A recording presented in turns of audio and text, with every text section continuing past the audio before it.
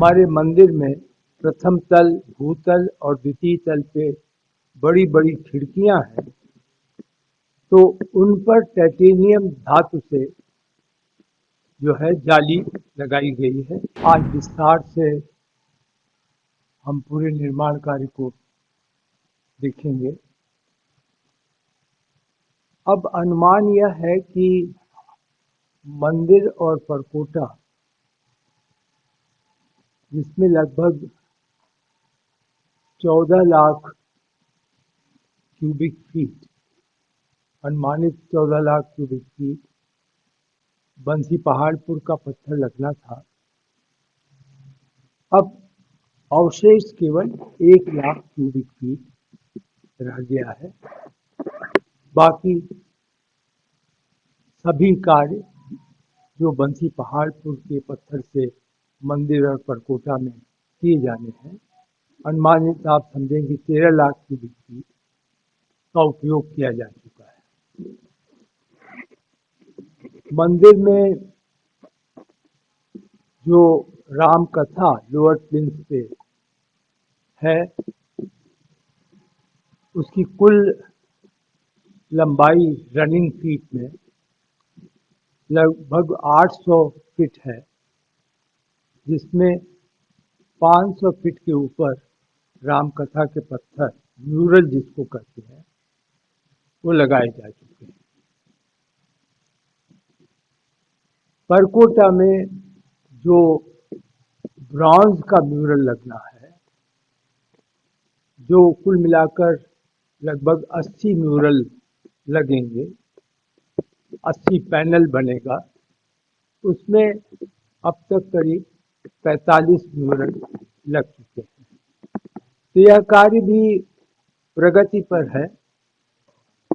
आपको सुनकर यह भी संतोष होगा कि भारत में, पूरे देश में पहली बार टाइटेनियम धातु की जो हमारे मंदिर में प्रथम तल, भूतल और द्वितीय तल पे बड़ी बड़ी खिड़कियां हैं, तो उन पर टाइटेनियम धातु से जो है जाली लगाई गई है, जो अपने में अनोखी है, क्योंकि आप जानते हैं कि टाइटेनियम का जीवन बहुत लंबा, मतलब आप यूँ समझें कि वह 1000 वर्ष से भी ज़्यादा माना जाएगा। और वह धातु ऐसी होती है कि वह हल्की बहुत होती है, अन्य की तुलना में हल्की होती है। तो ये एक नया अनुभव किया गया। केंद्र सरकार की एक उपक्रम है, मिठानी मिश्रण धातु उपक्रम है, उन्होंने इस जाली को बनाया है और कुल मिलाकर के करीब 32 जाली लगेंगी, भूतल पे, प्रथम तल पे और द्वितीय तल पे। उसका एक जाली लगकर उसका अनुभव कर लिया गया, अभ्यास कर लिया गया, उसे कल पास कर दिया गया और अब वो उसके अनुसार बाकी जालियां अनुमानित 15 अगस्त तक बनाकर और लगा देंगे।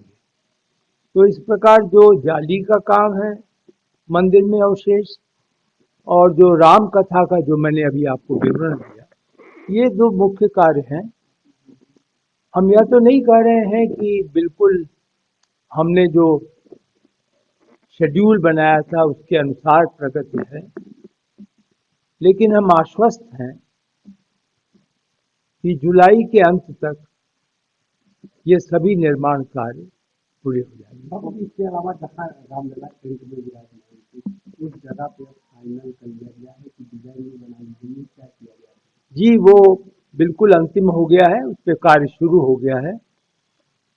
उसको हम यह प्रयास करेंगे कि बिल्कुल उसी प्रकार जो अभी तक अस्थायी मंदिर था, जो एक प्रकार से आप फाउंडेशन पे सोचें कि लकड़ी का था, तो उसी आकार का एक मंदिर बनाया जाएगा, टीक वुड में होगा। टीक वुड की सीजनिंग जो है वो एक केंद्रीय संस्था है जो संस्तुति करती है कि लकड़ी का दीर्घ काल जीवन रहे, उसको किस प्रकार हो, टर्माइट वगैरह का उनका अटैक ना हो, तो उसका अनुपालन किया जाएगा। और उसके ऊपर वो जो मंदिर बन जाएगा और स्थापित हो जाएगा, संरक्षण के लिए अनब्रेकेबल शीशे का एक कवर प्रोवाइड होगा जो ऑल वेदर प्रूफ होगा, और इस प्रकार लोग देख सकेंगे कि हमारे भगवान अस्थायी मंदिर में कहाँ हैं और वहां से अब वर्तमान में कहाँ पहुंचे। YouTube चैनल को और नई वीडियो की नोटिफिकेशन पाने के लिए बेल आइकन जरूर दबाएं। अगर आप ये वीडियो Facebook या Instagram पर देख रहे हैं तो पेज को लाइक और फॉलो जरूर करें और ज्यादा से ज्यादा शेयर करें।